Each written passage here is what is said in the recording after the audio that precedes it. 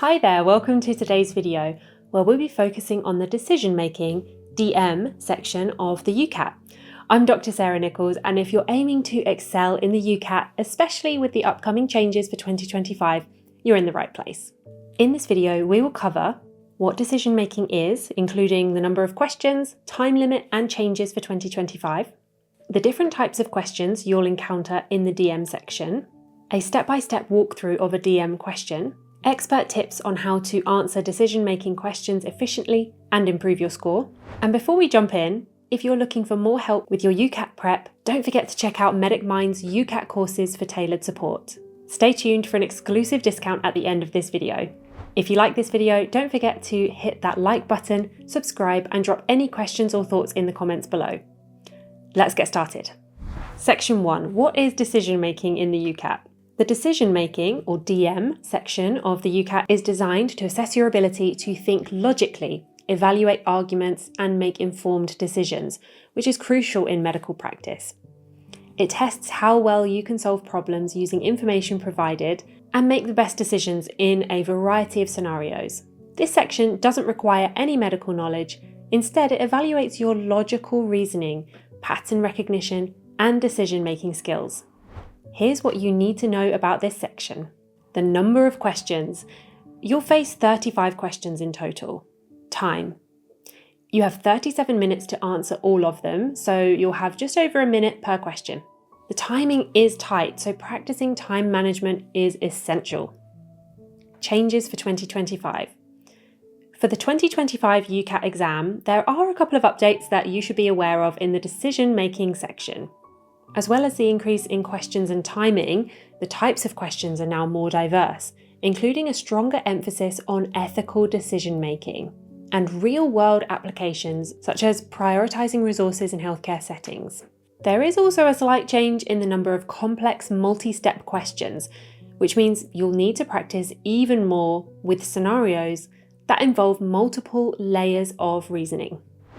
Overall, the main focus will remain on logical reasoning, but it's important to adapt your preparation for the new question formats and types of scenarios.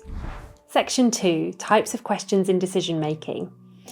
In the decision-making section, you'll come across a range of different question types. Let's break them down. First up, we have logical reasoning. These questions will require you to use deductive or inductive reasoning. You'll be asked to determine whether an argument is valid or identify a conclusion that logically follows from the premises provided. Syllogisms. Syllogism questions test your ability to analyze statements and determine whether a conclusion follows logically from them.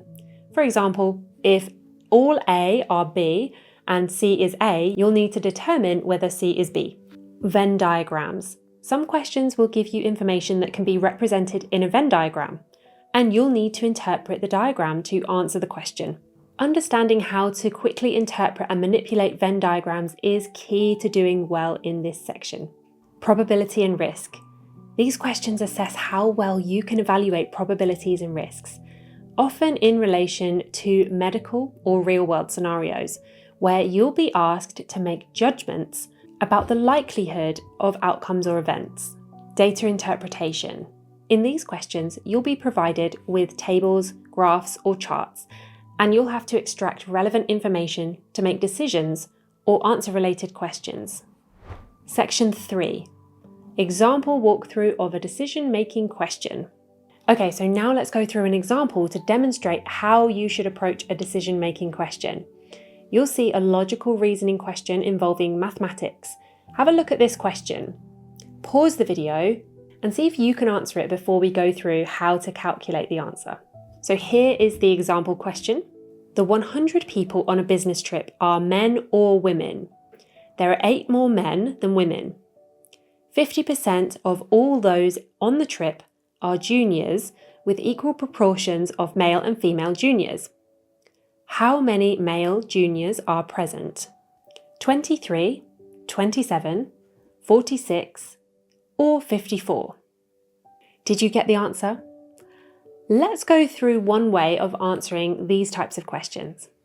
Okay, so if we assign the variable m to the number of men and w to the number of women, we can form the equations with the information given in the puzzle.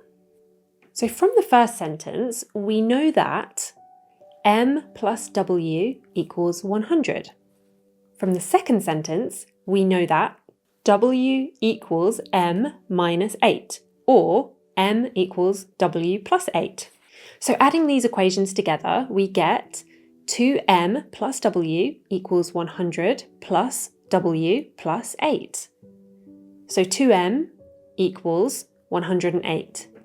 M equals 54. So we can deduce that there are 54 men on the trip. The third sentence tells us that 50% of the men on the trip are male juniors, which is what the question asks you to solve for. So 0.5 times 54 equals 27.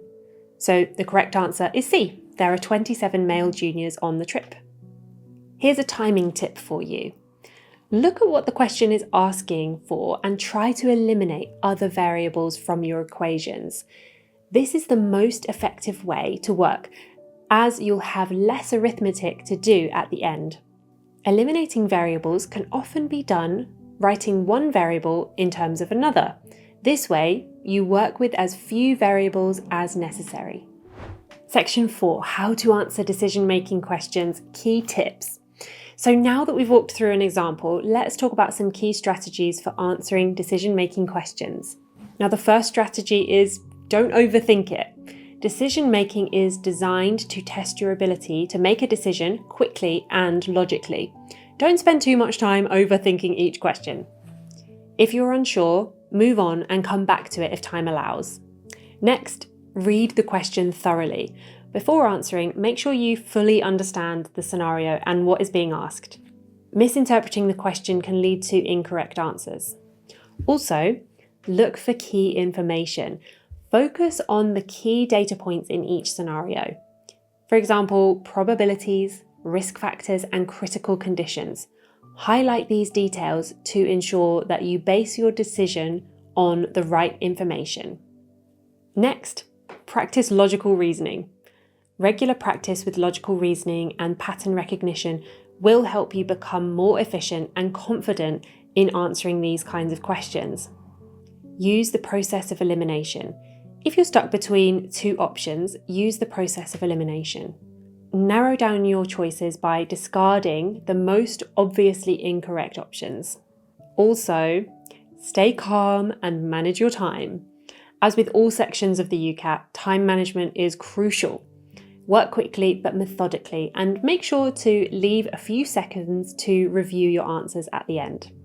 Now, if you'd like more tips and advice from the experts, our Master the UCAT textbook has been updated for 2025 changes and goes through each section of the UCAT, providing breakdowns of question types and how to answer them. But if you're more of an auditory and visual learner, our UCAT online course provides over 50 hours of UCAT tutorials in each section and practice questions and mock exams. If you're interested in either of these, you can find the links in the description box below. I'd highly recommend going and checking those out. So let's sum up. The decision-making section of the UCAT tests your ability to think logically, to make informed decisions, and to evaluate complex information under pressure. By understanding the types of questions, practicing regularly, and using strategic approaches, you'll be able to maximize your score. And remember, the key is to stay calm, prioritize key information, and manage your time effectively. Now, do you remember that code that I mentioned at the start of this video? Well, here it is. You can use new trial 50 at checkout to get 50% off one-to-one UCAT tutoring. You can find the link in the description box below this video. And don't forget, if you found this video helpful, make sure to like, subscribe, and leave a comment with any questions or tips for the decision-making section. Best of luck with your UCAT preparation. We'll see you in the next video. Bye.